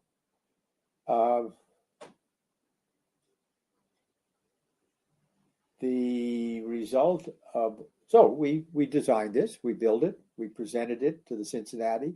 It was experimented with by other marketplaces, the Midwest, Philly, Boston, no, Pacific, and then when they were exposed to the intermarket trading system, they liked that better because that gave them something they hadn't had before, and that was this. New York said, okay, through the ITS, you can have access without it costing you anything as the market maker on the Midwest, have access to the market on the floor of the New York Stock Exchange. They go right to the specialist. They could go right, and they didn't have to pay somebody who was a member of the New York Stock Exchange to handle that transaction. Right. So that was a goodie for them, and they were not ready to really go to have a marketplace that opened them to go toe to toe with the New York. They were hesitant. And of course we argued with them. We tried to present, look, this is your opportunity to become something besides something that gets crumbs. And of course, the result was that it wasn't until 2007 that finally the SEC got around to forcing an electronic relationship among all the marketplaces. By that time, the various regional exchanges had gone off and were doing other things. They were options or derivatives or archipelago. I mean, they kind of disappeared. The Midwest did a little business, but the New York still did over 80% of the business prior to 2007. They got 90% of the revenue from the Composite Tape Association because their transactions became smaller than the transactions on the regionals. And finally, the national market system, the regulation NMS, finally leveled the playing field.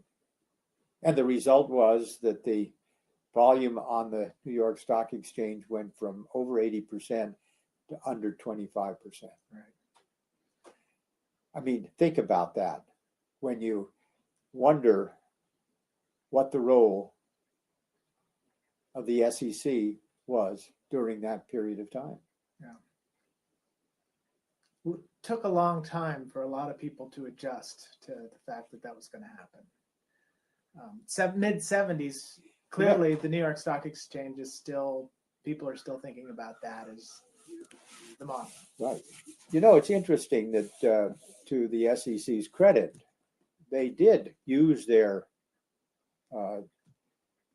authority to bring together all of the clearing and settlement and the depository, and that was great. There was a lot of, again, competition there, but it was kind of like it was like I don't know, the Federal Reserve.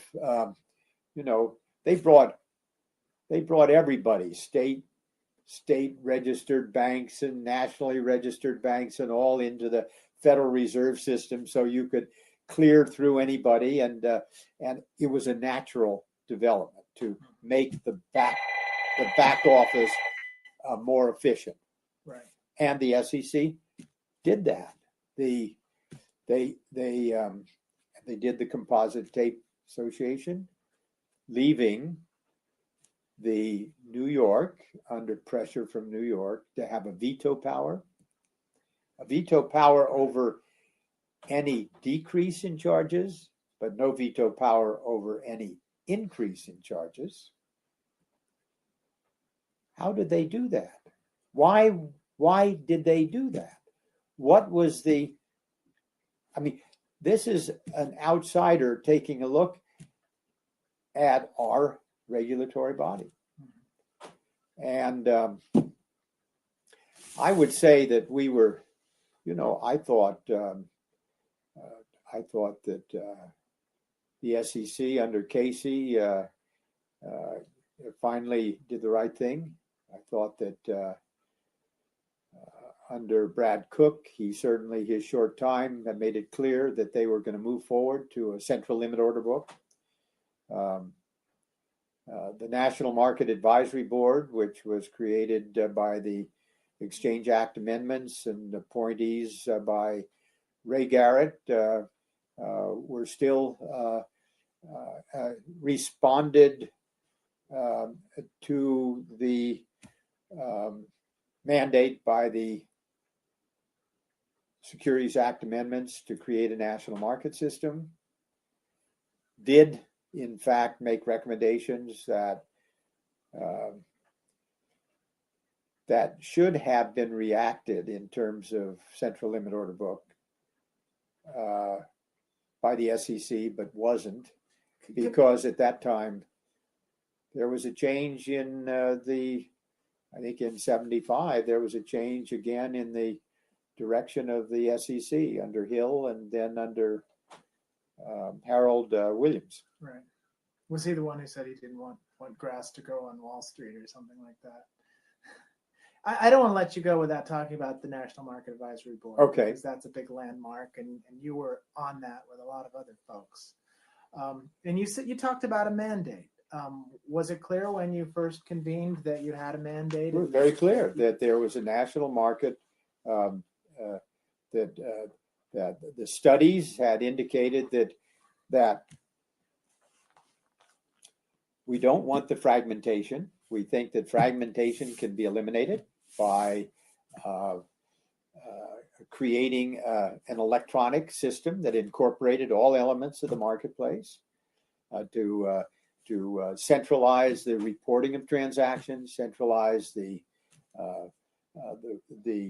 display of what's in the market available, that would electronically allow everybody, every marketplace that wanted to play the game, to have equal access to what? To the centrality of that had the concept that the customer was going to have the advantage, that there would be a central limit order book that allowed the customer, no matter who was making the market or where the other side came in, that they had a priority over the market makers.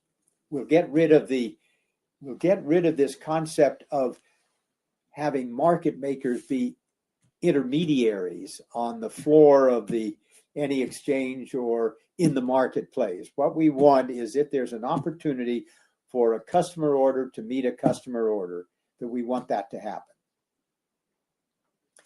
Only way that could happen efficiently is to have some sort of centralized system for showing limit orders on the behalf of customers, public, and to have other public customers be able to interact with that directly without having the intervention of more. And that language was built into the mandate. So one would think that a lot of the discussions then were about electronics and Absolutely. how to design this electronic system. And Bob Hall would testify on behalf of the New York Stock Exchange. It was going to cost, I don't know, $5 billion or something like that to build one of these things. And I mean, they were ridiculous statements of the complexity of it, the inability to for the technology to handle it. The cost would be, this was at a time that what was the American Airlines system for integrating all of Sabre. Sabre, right? Yeah. Here, Sabre has people all over the world seeing thousands of different airline schedules and being able to interact with one another in a very easy way, far more complex than what they were trying to build for the national market system. So it just it went on, and the problem is that 8 of the 15 people were, in a sense, members of the New York Stock Exchange. They might be on a regional, but they were still members of the New York Stock Exchange. And actually, the vote was a majority of the membership at the end voted for some sort of club. The problem was that there was a hard club and a soft club, and some people said, well, just leave it up to the industry to figure out whether it should be a hard one or a soft one. And so it opened up the opportunity for the leadership of the SEC to finally, I don't know, react to the New York Stock Exchange, who really didn't want a central limit order book. They wanted to keep their own central limit order book. And so they introduced the intermarket trading system, which in a sense, because it was an inadequate electronic system to be able to do that. Bottom line. And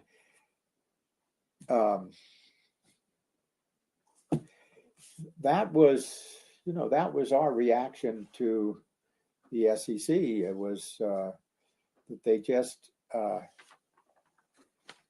didn't understand the benefits. Now, they might say, well, we kept an industry going that was on hard times. It was too early to do this experiment, blah, blah, blah.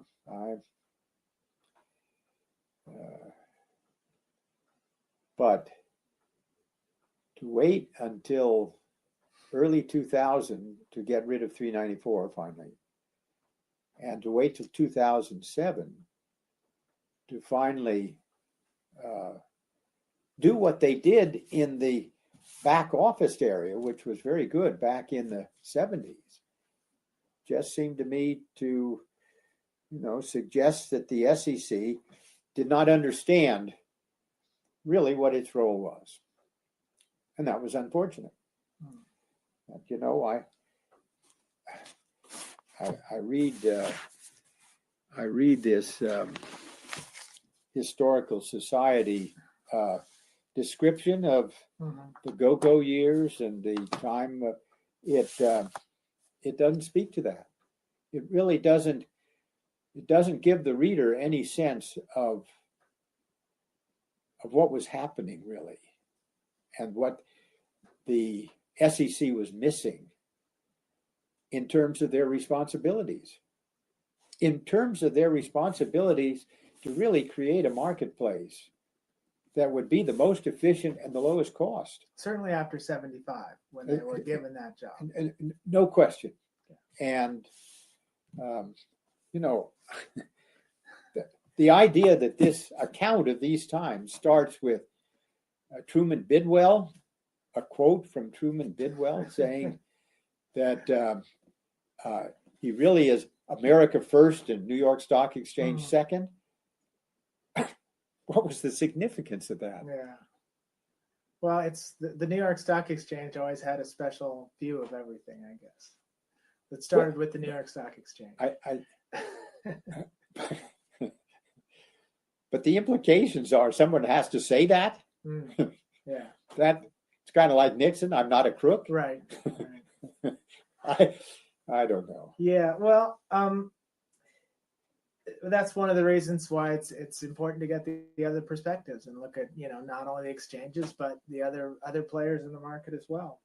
I say all of this, and I have to say for the record that most of the people that I met at the SEC on the staff were intelligent, were sensitive to these issues, in many ways tried to move things forward, and there certainly was a lot of discussion, I'm sure, and unfortunately uncertainty. Therefore, uncertainty breeds cautiousness in terms of, and I understand all of those.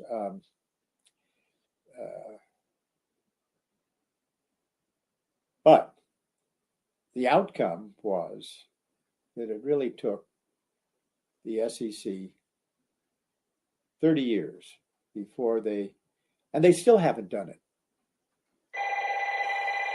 They still do not have a marketplace in listed securities that gives priority to the public order. Can you imagine that?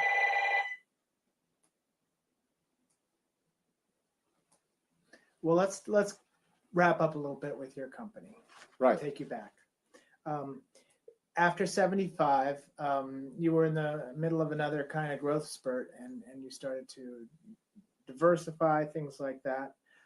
Did you see did you have a problem with competition once the commission rates came off? Because of course your business had always been protected by the New York Stock Exchange's policies. We had some, but we never felt that was the problem that we had going forward. The real problem that we had was that we had overexpanded. Our inventories to capital were higher than were appropriate in a time of growing inflation, particularly in the bond market. Not that we were acting casually or irresponsibly. We were getting into additional areas in our growth, most of which were in the bond area, corporate bonds, government bonds, convertible debentures, unit trusts in municipals, all of those things. But they were our approach to taking on inventory and being primarily a market maker was slow in adjusting to a market that became more volatile. And we just, frankly, were not quick enough to react to that. And we had built up enough overhead that we were difficult to adjust to that quickly. And so we had to merge, which we did. And over 6 years, we were within essentially the merger continued the Weeden holding company structure. And when we left in 1985, the end of 85, we bought back essentially that structure or that name of that structure and started over again, but concentrating only in our third market activity.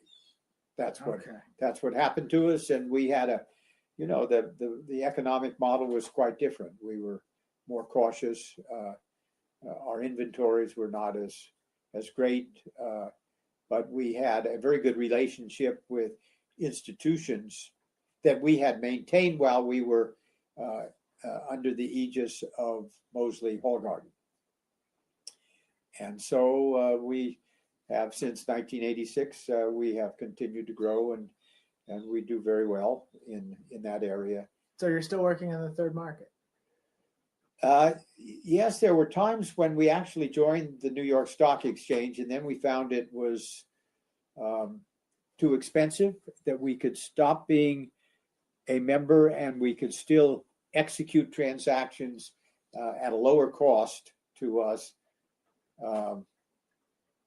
than if we were on the exchange. And so now we're, we are still part of what is, we really don't think of ourselves as a third market, because really the off-board activity in listed stocks dominates now. Right. After 30 some years. Right. Is there anything that we haven't touched on that we should talk about? No, a couple of things. I would say pretty much all of the staff, we had good relations. Some understood more than others what we were doing, and there was this unevenness in terms of the chairman. Right. I think Phil Loomis stood out as probably being the smartest and best understanding of what was going on during that period of time. It's interesting. Rod Hills was not a classmate, but a fraternity brother of mine at Stanford, and we roomed together. And it's interesting that both of us, when he was chairman, we never talked about this issue, recognizing that we both had a responsibility not to make any attempt to influence or to even make use of my knowledge to find whatever he wanted to find out through other channels. I thought that was illustrative of what was a high point in, let's say, in the way in which chairmen and commissioners react to their responsibilities. One other thing we haven't talked about is the people who worked with you in Weeden. You talked about we did this and we did that. Who were some of the most important people working with you on all through these years? Well, the people that I relied upon in terms of this work were my two brothers and obviously my father. And that was where a great deal of the discussion and decision-making took place. Then there was a a good friend of mine, Fred Cecil, who had been working at the SEC and then went over to the American Stock Exchange. And I think it was around 1971 that we had the opportunity of hiring him, and he was very, very knowledgeable about these. They're very helpful in going down to the SEC and in our wanderings through the halls of Congress. I remember one time we went down and we're calling on Congressman Eckert. And we waited. We had a 45-minute meeting with him scheduled. And out of his office came about at least a half a dozen people led by Lee Kendall, who was the president of the Association of Stock Exchange Firms. They went off, we all said hello. Then we went in for 45 minutes or an hour or whatever. It was really over the time that we were allotted. We came out and there was Don Calvin with a whole phalanx of people representing the New York Stock Exchange. And it's sort of illustrated what we were up against. Yeah. You caught between two really big players there. Yes. And but I would say I met some very good people. I knew Don Stone, and we had a wonderful relationship. He was a good friend, is still a good friend, and we play golf. Don and my older brother and I fairly often now. But he was the representative of the New York Stock Exchange on the National Market Advisory Board, and I was the protagonist on the other side. And we would go at it for 2 days, every month. But we agreed that we would go out and play tennis at the end of the first day, and then we'd have drinks and dinner together. And so we did that. I played with Bob Swinnerton, who was from Dean Witter and Company, and he played with Rick Guerin, who was from, he was the New York Pacific Coast specialist. And we would go out and, relax and realize that we're all professionals, and we all have a point of view, and we're not going to cause it to interfere with our good friendship and our respect for one another. And that was another very important thing that I learned, is that despite all of our differences, those of us who were in the business trying to provide important services to various groups did have a respect for one another that overcame whatever competitive interactions that we might have. Well, that's great. I appreciate hearing from you on all this. I think it's been a big contribution. Good. Thanks a lot. Third Wall Street is a new emerging global capital markets formation and structured trifactor financial hub at the U.S. third border in St. Croix, U.S. Virgin Islands, in the Caribbean and Latin America. The new Third Wall Street is the home of the Alexander Hamilton Financial Center and named in honor of Alexander Hamilton, an American founding father, first U.S. Treasury Secretary, and architect of the U.S. financial system and modern America. Third Wall Street is located in a U.S. National Heritage Area, Opportunity Zone, and the boyhood home of Alexander Hamilton in St. Croix, U.S. Virgin Island, connecting 3 financial hubs in the Americas by way of new innovative financial technology and markets: New York Wall Street South, Brickell Avenue, Miami, and Third Wall Street in St. Croix, U.S. Virgin Islands, and established the new Caribbean America's single economy zone, developed by SETI Case Capital Markets. Third Wall Street will transform financial markets, improving access to capital worldwide. Visit www.thirdwallstreet.com to learn more.